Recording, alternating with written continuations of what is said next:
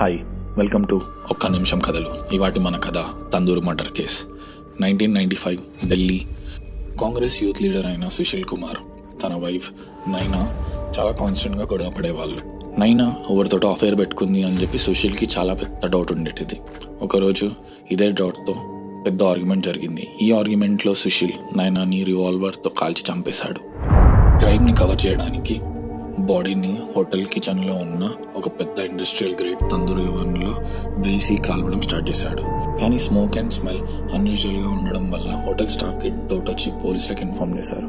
పోలీసులు వచ్చి ఆ బాడీని రికవర్ చేసి ఇన్వెస్టిగేషన్ స్టార్ట్ చేశారు. ఇన్వెస్టిగేషన్లో సుశీల్ మర్డరర్ అని చెప్పి తెలిసిపోయింది. దీనితో సుప్రీంకోర్టు సుశీల్కి డెత్ సెంటెన్స్ వేసింది. బట్ లేటర్ తన లైఫ్ ఇంప్రిజన్మెంట్గా కన్వర్ట్ చేసింది. ఈ కేసు ఇండియాలో సెన్సేషనల్ హెడ్లైన్ అయ్యింది. తందూర్ మర్డర్ కేస్ అన్న పేరుతో హిస్టరీలో నిలిచిపోతుంది. ఇది వాటి ఒక్క నిమిషం కథ. Thank you.